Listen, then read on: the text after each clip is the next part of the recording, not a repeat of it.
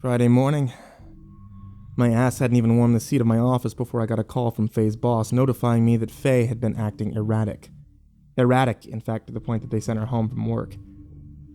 She apparently stood in the open doorway of one of the storehouses, staring into the darkness within, not moving for several minutes. A coworker tried twice to get her to snap out of it, but she did not. A few minutes later, the boss came over and found Faye inside, standing in the shadows, looking out. It was pitch black inside the storehouse, so when the boss flipped the lights on, she found Faye standing there in the corner just smiling up at her, eyes unfocused. A few seconds later, she came right out, went back to work. About an hour later, my fiance allegedly claimed that she could feel eyes on her while she was working and had to go inside the break room to sit down. Her coworker found her fast asleep and just left her there thinking that she was hungover or sick and went to lunch. When they came back, Faye was sleepwalking in large circles around the perimeter of the room, singing a lullaby. This scared the other employees so much they got the park manager to actually drive her home. They didn't trust her to drive. Now Faye was taking a drug test because they thought she was on drugs. Thankfully, she's completely clean. When I got home, I immediately took Faye to urgent care, who miraculously got us in a reasonable amount of time. We explained everything. Everything. I thought the doctors would think that we were insane, but both of them actually looked scared shitless. After a CAT scan, a blood panel, and several other small tests, they concluded that Faye seemed to be healthy, but needs a full psychiatric evaluation. They gave us a referral and we made an appointment. It's 2 weeks out. And we'll have the blood panel back soon. When we got home, Faye took a nap, and I went out into the woods across the street from our neighborhood. The place where I saw T-Way in the dream. For those of you who aren't caught up, it's pronounced T-Way, and we still don't know how he died. I wandered around between the trees trying to figure out if there was something I needed to find. For about 10 minutes I searched and found nothing. But then I remembered the phrase that many of the voices in the cabin kept repeating. Up in the trees or down in the hole. You go up in the trees, go all the way down. Down, down, so deep you'll never see the light again. Now, there were so many variants of that phrase I can't remember them all, but I looked up at the top of the trees, and voila. There was a crudely constructed object made of twigs and twine, dangling from a branch about 30 feet off the ground. It looked kind of like the dream catcher that we found at the cabin, but it was obviously made of the twigs from the very tree from which it dangled. So it was a different color and shape. I climbed up the tree and tried to retrieve it, but it was so frail it fell apart the second I pulled it towards me. One thing about it stood out in particular. It had strands of fiery strawberry blonde hair dangling off of it, just like Faye's. Now, I need your opinion on this. As far as I know, Faye cannot climb trees. Then again, there's apparently a lot I don't know about Faye. My fiance went out around 7 p.m. and picked her sister Becca up from the airport. She insisted that I stay at home and rest. I think she feels bad about how often she deprives me of sleep. I reluctantly obliged. They came home around 9 p.m., and with them was Becca's son Caleb. I know nothing about babies, but Caleb's pretty cool. He cries less than my students and is smarter than half of them. Faye absolutely adores him.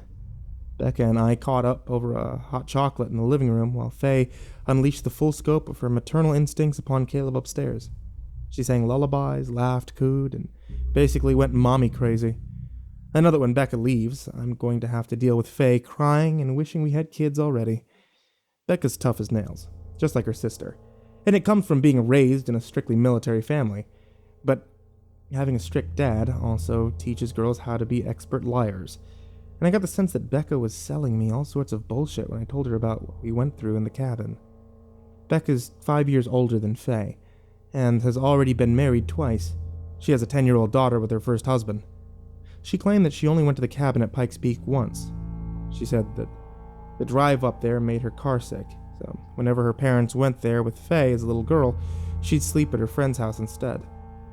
She also told me that she had no idea what the number 5 means to Faye, and dodged me like a minnow when pressed. I get the overwhelming sense that she is deeply troubled by Faye's behavior, not just because it's creepy. She knows something she's not saying.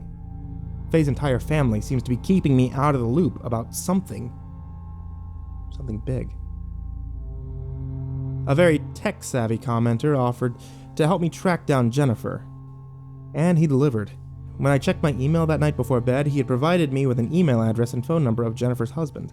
She remarried after Tom hanged himself. Tom was so deeply disturbed by his experiences at the cabin that he couldn't take it, even after moving to Nevada, or maybe he just couldn't take Jennifer. I emailed the guy. His name's William. And he got back to me the next day and asked me to call him. I explained the situation to him. He informed me that he and Jennifer had moved to Washington State years ago, but she started abusing prescription medication a year into their marriage. Over the course of a few weeks, she repeatedly told William that she heard her daughter, who died in childhood, calling to her from the forest outside their home. And one night when William got home from work, the back door was open, and Jennifer was gone. She left with her shoes and jacket. Jennifer went missing for almost 6 months. A group of campers found her remains about 40 miles away.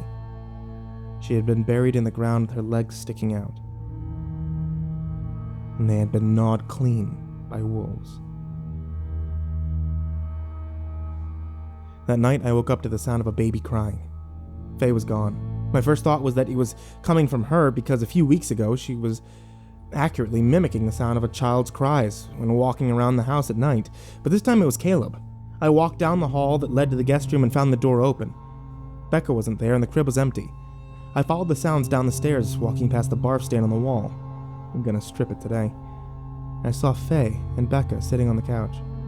Faye was cradling Caleb in her arms, staring at him, and Becca was babbling on and on about her husband.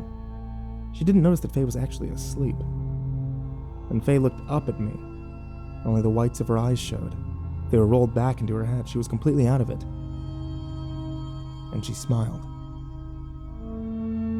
I stood there for a second, just really disturbed at the scene and didn't say anything. Suddenly something moved just outside the sliding glass door behind them, the door that leads to that tiny little garden. It was almost pitch black out there, but the black shape of a man, a huge man, moved away from the glass and vanished into the darkness.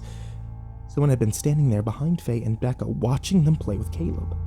I took off out the front door, hoping to circle around and intercept the man. We live in a housing complex. There was a walkway that goes behind all the houses, and the only thing separating it from each backyard is a tiny little wooden gate that you can literally step over. It's mostly just to keep dogs and rodents out, but I ran up and down that path and found nothing. Nothing at all. There was, however, an oily black substance on the ground about 10 yards away from our back patio. And last night, Faye started mumbling more lullabies in her sleep. I'm guessing it's probably because she's been thinking about Becca and Caleb's visit. She loves kids so much. She also said he's in the stains and gets up and walks around in the dark. I took the advice of a few of you and asked her, Faye, what did you forget? She paused for a long time, then replied, he needs me.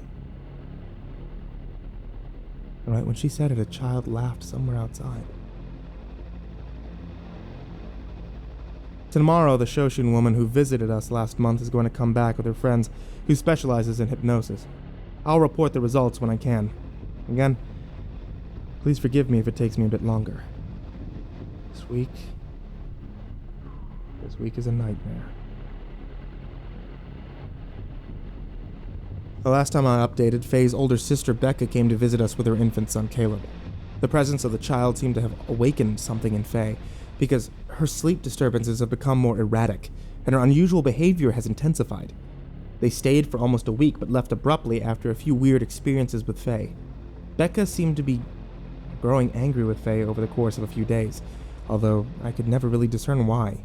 One night when Faye was asleep, Becca and I sat on the couch and talked more about what had happened. I asked her why she seemed so hostile towards her sister that day.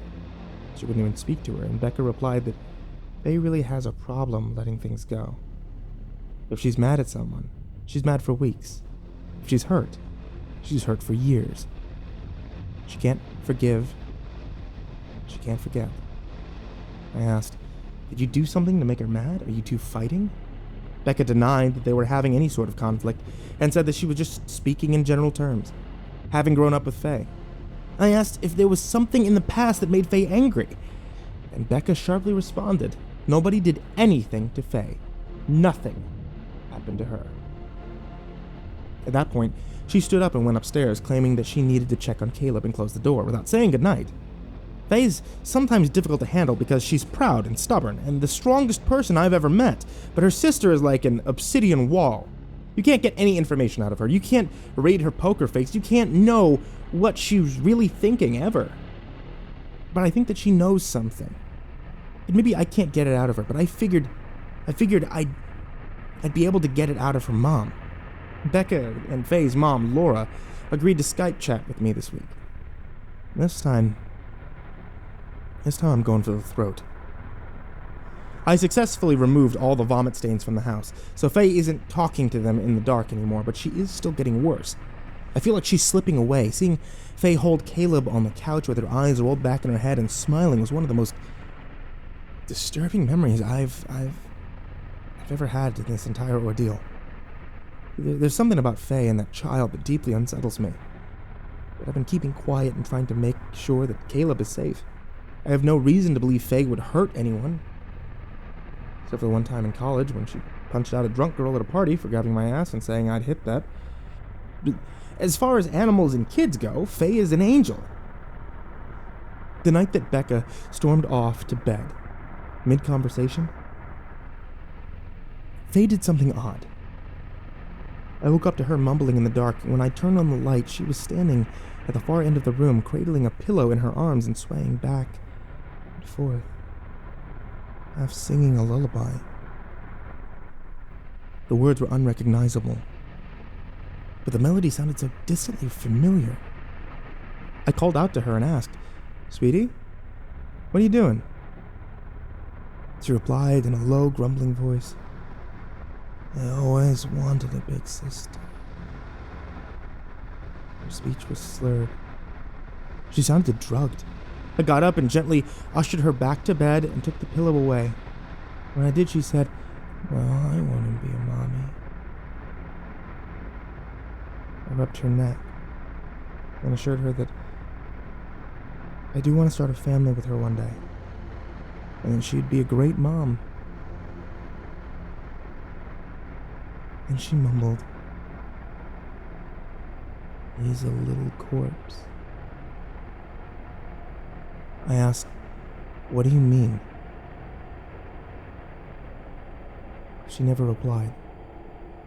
She just started that rhythmic breathing that lets you know your partner is fast asleep. Angela visited our house the next morning, just after the sun went down. For those of you who don't recall, Angela belongs to a Shoshone tribe in California, and is the daughter of a very important tribal elder. She first visited me and Faye when we got back to California and told us that a malevolent spirit called the Hollow One was infatuated with my fiance. She said that there was a dark cloud over Faye that could not be easily removed. This time Angela brought her friend, who was a hypnotist, and they inspected the house and the yard.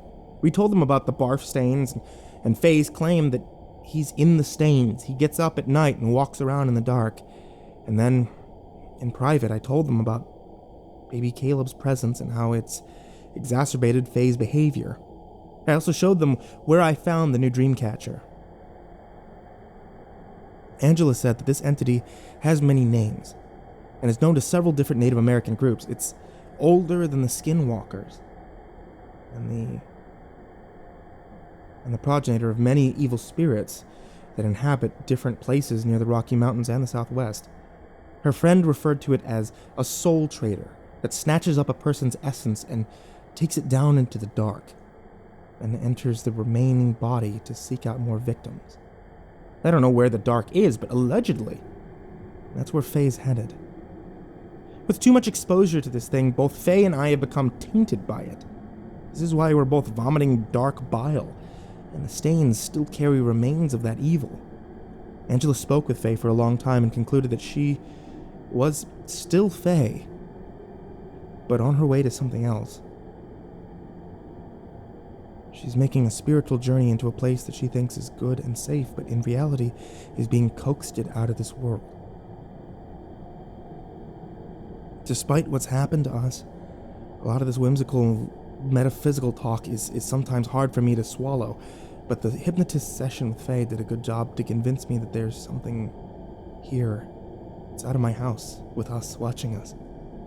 The hypnotist had Faye lie on the bed, and we brought chairs from the dining room upstairs to sit with her. She put her hand on Faye's forehead and hummed a chant for a while, and covered Faye's eyes with her palms and asked her a few questions. They were things like, what's your name? Who is your fiance? All of Faye's answers were normal. Then the hypnotist hummed some more and lifted her hands. Faye's eyes were rolled into the back of her head, which only happens when she's sleepwalking. Her mouth twitched a little bit, and then the hypnotist asked, "Who are you?" She responded, "I am Faye." The important parts of the conversation went a bit like this. "Faye, can you tell us who is in this house?" Faye raised her arms slowly and pointed each person in the room and said their name. Even though she was not looking at them, she knew where everyone was. Felix, Becca, Angela, you. Then she pointed at the wall and said, "Caleb." He was in the other room. The hypnotist asked, "Is there anyone else? What about the man who's been following you?" She shook her head and said, "Right now, he's outside." We all glanced out the window to the tree line where I'd first seen the figure walking back and forth in the middle of the night, mimicking Faye's sleepwalking. This time there was no one there. Angela asked, "What does he say to you? Is he talking to you right now?" Faye replied, "I can't hear him. He's facing the other way." The hypnotist asked, "And what are the dream catchers for? Who makes them?" Faye didn't respond. She smiled a little bit. I butted in and said, "Honey, I found your hair wrapped into a dream catcher outside. Did you do that?" She put her finger to her lips and shushed me. Then she put her palm flat against the wall like she was feeling for a pulse. After a few moments, she said, "He's here." Right when she finished her sentence, Caleb burst into tears. Becca and Angela rushed up to the room to go check on him. The hypnotist and I remained with Faye. The hypnotist finally went for broke and said, "Faye, sweetie, you wrote the number 5 on the window in the other room. You wrote it backwards. Why did you do that? What does it mean? Did you write it for someone outside to see?" In that moment, Faye's eyes rolled forward and her little green irises finally showed. She immediately looked towards the door that led to the hall and said, No, he's listening now." And then she began hyperventilating and struggling to speak the words. "He'll find out." The last thing she said was, "Felix. Felix." My name. In a deep, guttural voice. It wasn't her own. Then the hypnotist pressed her hand against Faye's eyes and spoke a loud command in her native tongue, and I think it was Shoshone, but I'm not actually sure what group she's affiliated with. And Faye immediately woke up and seemed very confused about what she was doing, where she was, and then started to cry and reached out for me, and I hurried over to her and held her in my arms, and her body was cold. It was like she was a corpse. She was crying. She said, "He wants to kill you. He wants you dead. I saw you in the trees." Angela and the hypnotist. I haven't given her a name, by the way, because I don't want you to have to memorize a million names. Hurried around the house, blessing it and burning sage, and also recommended that I call in a Catholic priest for Faye's personal comfort since she's Catholic. And they left after a few words of parting, and Becca seemed really angry and scared at this point. She remained in her room for the rest of the night. I got a call about an hour later from Angela, who told me that she had discussed the situation with the hypnotist, and they believe that Faye is in extreme denial about something, perhaps some sort of trauma, and they said that she had repressed it so well that it had co-signed to a place in her subconscious that only years of therapy or hypnosis could unearth. It was in a place in her mind that could not even be accessed by talking to her in her sleep. This is where the number 5 rests, and that is why the entity hasn't found it yet. Despite communicating with Faye in her sleep, virtually every night he's drilling her brain like a miner digging for gold, and the fun didn't even end there. We all went to sleep pretty early that night because of all that drama, but as I've learned on so many other occasions, going to sleep upset usually results in a night terror or some other sleep disturbance for Faye. At about 2 a.m., she leapt out of bed, jolting me awake in the process, and bombed down the hall like there was a fire. She started bashing her fists against the door to the guest room, but didn't utter a single word. Her eyes were shut. I flicked on the light and stood there in the hall for just a second, scared stiff, but when baby Caleb started crying, I snapped out of it and rushed over. I bear hugged my fiance to try to get her to stop making so much noise, and in return, she tried to bite me. Faye has never been violent towards me in her life, even in her sleep. She's always a very passive sleepwalker. Creepy, but passive. This time, she was trying to rip my throat out. She was trying to draw blood. I fended her off and sort of apprehended her, and then walked her back to the bedroom. She was basically wearing me like a straitjacket. When I carefully put her back in bed, she whispered, "They'll go up in the trees." He went down in the hole. Becca was understandably furious the next day, but she swallowed her anger and drove Faye down to the Catholic church at the town center. I went to work. Apparently, they finally got one of the priests to agree to visit next week to bless the house. They explained that this wouldn't be enough, so he said that he'd speak with the bishop. That would take a while. That evening, Becca informed me that she changed her flight, but now she intended to leave in 2 days. I begged her to set aside her differences with Faye and try to get through to her. I said Faye needs her big sister right now, but Becca wouldn't budge. She seemed to be holding a monolithic grudge against something neither of them would tell me. I ordered pizza, Faye's favorite, a lame attempt to lighten the mood around the house, but the two would only have casual, light conversations with each other, and the tension in the house was so thick I could feel it in my stomach. Faye and I retired to our rooms early and watched Game of Thrones in bed. We always recorded on Sunday because Faye is at work, and then we watch it during the week. I asked her if she remembered telling me that the imposter wanted me dead, or that I was going to be put up in the trees. She said she didn't recall anything. She didn't recall saying any of that. But she did have a dream about seeing me impaled on a tree branch high in the air. She said my skin and hair were missing. Faye fell asleep pretty quick, but I couldn't sleep at all. I remember that Nathan, T-Way's son, had left me a voicemail a few days prior. I'd forgotten to call him back, so I grabbed my phone and went downstairs. The house was quiet. Becca and Caleb were already asleep upstairs. I turned the TV on low to mask my conversation with Nathan. It was midnight in Colorado, but he answered the phone. I asked him how everything was going. I told him everything. Nathan had a lot to say. He apologized for making me and Faye sick, but said that a simple purging process is a very common treatment for many physical and spiritual maladies in his tribe. However, by my description of the barf stain event, it obviously didn't work. We were still under the influence of the imposter. He said if we came back to Colorado, he would bring us to the elders of his community and request that they perform a more serious healing ritual. I told him that would be Faye's call entirely, but I doubt that she would go for it, or that the imposter would let her. Last month, when I was in the cabin by myself, there was a blizzard that shut down the whole road. The ranger couldn't come up to check on me, but T-Way and Nathan, being the badass gentlemen they were, actually hiked up the mountain through the snow to check up on me. You can hear all about that in the past posts, if you haven't, but basically, on their hike back down, they heard Faye's voice calling out to them from inside of one of the abandoned mines on Pikes Peak. T-Way went to investigate, and was dragged into the dark by an unseen creature or animal. Nathan eventually found him dead. Parts of his skin had been flayed. The reason I haven't been able to get a hold of Nathan for several days was because he and a group of men from his community went back to Pikes Peak to investigate the circumstances of his father's death, and to explore the cabin. They camped for a few nights. They even spent one night in the woods next to the cabin. And Nathan heard T-Way's voice,